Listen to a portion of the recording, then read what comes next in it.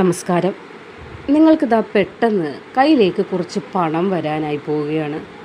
അല്ലെങ്കിൽ നാളെ മുതൽ രാജയോഗമാണ് തുടങ്ങുന്നത്. ഭാഗ്യം ഇതാ നിങ്ങളുടെ പടിവാതിൽക്കലിൽ വന്നു നിൽക്കുന്നു. നിങ്ങൾ ദിവസവും ഇങ്ങനെയുള്ള ജ്യോതിഷ പ്രവചനങ്ങൾ കേട്ട് ആകെ മനസ്സ് മടുത്തിരിക്കുകയായിരിക്കും, ശരിയല്ലേ? എന്നിട്ടെന്താ എനിക്ക് മാത്രം ഇങ്ങനെ ഒന്നും സംഭവിക്കാത്തത് എന്ന് പോലും സ്വയം ചോദിക്കുന്നവരായിരിക്കും ഈ അധ്യായങ്ങൾ കേൾക്കുന്ന ഭൂരിഭാഗം ആളുകളും. സത്യം പറഞ്ഞാൽ ഈ ഗ്രഹമാറ്റങ്ങൾ അല്ലെങ്കിൽ ഈ ഗ്രഹങ്ങൾ ഇങ്ങനെ മാറുന്നത് നമുക്ക് വെറുതെ ഇരുന്ന് പണം തരാനല്ല എന്നതാണ് നമ്മൾ ആദ്യം മനസ്സിലാക്കേണ്ടത്.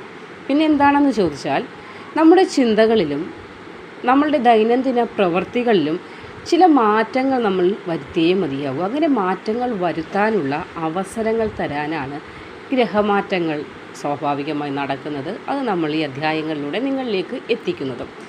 ആ അവസരങ്ങളെ നമ്മൾ എന്താണ് ചെയ്യേണ്ടത്? തിരിച്ചറിഞ്ഞ് ആ അവസരങ്ങളെ നമ്മൾക്ക് ഒരു നേട്ടമാക്കി മാറ്റാൻ നമ്മൾ ഇറങ്ങിത്തിരിക്കുമ്പോൾ മാത്രമേ ഈ പറയുന്നതായ പ്രവചനങ്ങളും ഫലവത്തായി മാറുകയുള്ളൂ. ഈ വരുന്ന 16-ാം തീയതി, അതായത് ജൂൺ 16-ന് അങ്ങനെ ഒരു വലിയ ഊർജ്ജമാറ്റം നമ്മുടെ പ്രപഞ്ചത്തിൽ അങ്ങോട്ട് സംഭവിക്കാൻ പോകുന്നുണ്ട്. അതായത് ധൈര്യത്തിൻ്റെയും കർമ്മശേഷിയുടെയും ഗ്രഹമെന്ന് പറയുന്നത് ചൊവ്വയാണ്.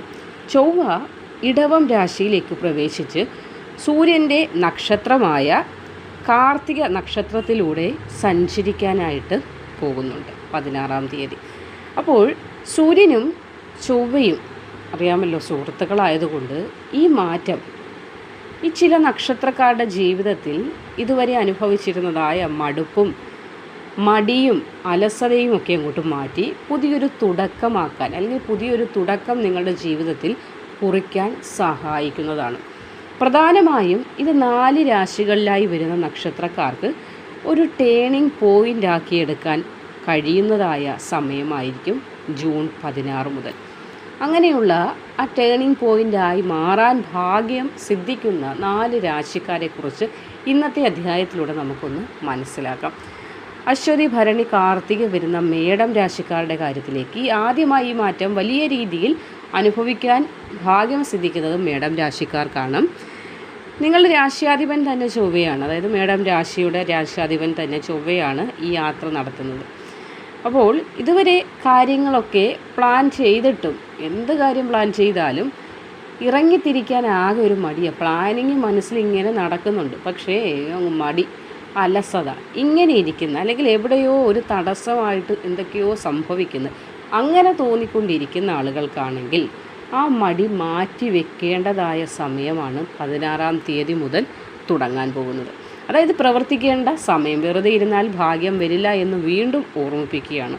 അപ്പോൾ ഇവിടെ ഓരോ നക്ഷത്രമായിട്ട് നമ്മൾ മനസ്സിലാക്കി അശ്വതി, ഭരണി, കാർത്തിക നക്ഷത്രക്കാരുടെ കാര്യത്തിലേക്ക് വന്നാൽ അശ്വതിക്കാർ മനസ്സിൽ കാര്യങ്ങളൊക്കെ വിചാരിക്കുന്നുണ്ട്, പക്ഷേ ഈ ഇടയായിട്ട് എല്ലാത്തിനും അങ്ങ് മുടക്കവും തടസ്സവുമാണ്. പക്ഷേ ഇവിടെ ആ മുടക്കം തടസ്സമൊക്കെ മാറി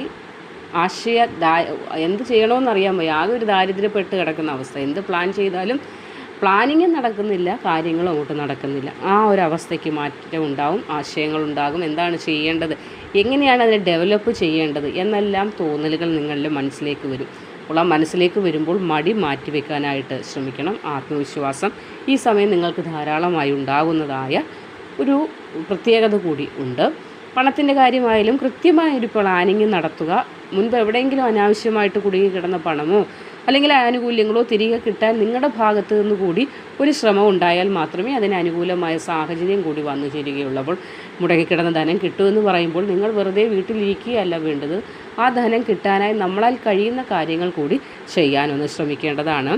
അതേപോലെ തന്നെ ജോലിസ്ഥലത്തായാലും നിങ്ങളുടെ കുടുംബത്തിലായാലും ഒരു ലീഡറായിട്ട് മാറാനുള്ള കഴിവ്, ഭാഗ്യം നിങ്ങൾക്ക് വന്നു ചേരുന്ന സമയമാണ്. നിങ്ങളുടെ വാക്കുകൾ പോലും മറ്റുള്ളവർ വില കൽപ്പിക്കുന്നതായ ഒരു സമയം കൂടിയാണ് 16-ാം തീയതി മുതൽ തുടങ്ങുന്നത്. ഇനിയിപ്പോൾ അടുത്ത നക്ഷത്രം നോക്കുമ്പോൾ മകം, പൂരം, ഉത്രം വരുന്ന ചിങ്ങം രാശിക്കാരുടെ കാര്യമാണ്. ഇപ്പോൾ ചിങ്ങം രാശിക്കാരുടെ അധിപനായി സൂര്യൻ്റെ നക്ഷത്രത്തിലേക്കാണ് ചൊവ്വ വരുന്നത്. അതുകൊണ്ട് തന്നെ ഇതൊരു ഉണർവിൻ്റെ കാലം തന്നെയായിരിക്കും. ഒരു വെളിച്ചം നിങ്ങളുടെ ജീവിതത്തിലേക്ക് വരുന്ന സമയമാണ് 16-ാം തീയതി മുതൽ തുടങ്ങുന്നത്. പലപ്പോഴും കഠിനമായിട്ട് അധ്വാനിച്ചിട്ടും അർഹിച്ച അംഗീകാരം കിട്ടുന്നില്ല. എവിടെയായാലും ജോലി ചെയ്യുന്നുണ്ട്, മാട് പണിയുന്ന പോലെ പണിയുന്നുണ്ട്, പക്ഷേ എനിക്ക് ആരും അംഗീകാരം തരുന്നില്ല എന്ന ഒരവസ്ഥയിലൂടെ കടന്നു പോകുന്നവരാണെങ്കിൽ ഈ വിഷമം മാറുന്നതായ സമയമാണ്. നിങ്ങൾ ചെയ്യുന്ന പല കാര്യങ്ങളുടെയും ക്രെഡിറ്റ് കൊണ്ടുപോകുന്നത് മറ്റുള്ളവരാണ്. ആ ഒരു അവസ്ഥയും കൂടെ നിങ്ങൾക്കുണ്ട്. അത് ഇന്നും ഇന്നലെയും തുടങ്ങിയതുമല്ല. അപ്പോൾ അങ്ങനെയുള്ളതായ ആ ഒരു ദുരിതകാലം അവസാനിക്കാനായിട്ട് പോകുന്നുണ്ട്. സമൂഹത്തിലായാലും നിങ്ങളുടെ ജോലിസ്ഥലത്തായാലും കൃത്യമായ അംഗീകാരമൊക്കെ ലഭിക്കുന്നതായ സമയമാണ്. അത് വീട്ടിലാണെങ്കിൽ മറ്റുള്ള അംഗങ്ങളിൽ നിന്നോ അല്ലെങ്കിൽ ജോലിസ്ഥലത്താണെങ്കിൽ മേലുദ്യോഗസ്ഥരിൽ നിന്ന് വരെ പിന്തുണ ലഭിക്കുന്നതായ സമയമാണ്.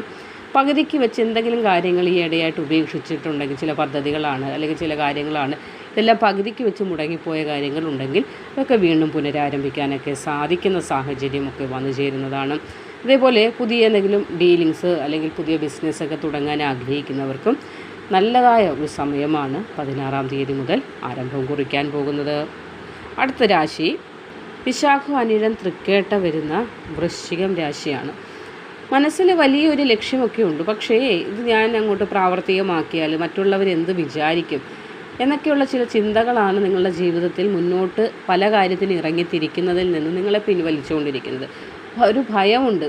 ആ ഒരു ഭയം അങ്ങോട്ട് മാറ്റിവെച്ചാൽ പ്രപഞ്ചം തന്നെ നിങ്ങൾക്ക് അനുകൂലമായി മാറുന്ന ഒരു സമയമാണ് 16-ാം തീയതി മുതൽ തുടങ്ങാൻ പോകുന്നത്. മനസ്സിനെ നല്ല സ്ട്രോങ് ആക്കി വെക്കാൻ ശ്രമിക്കണം.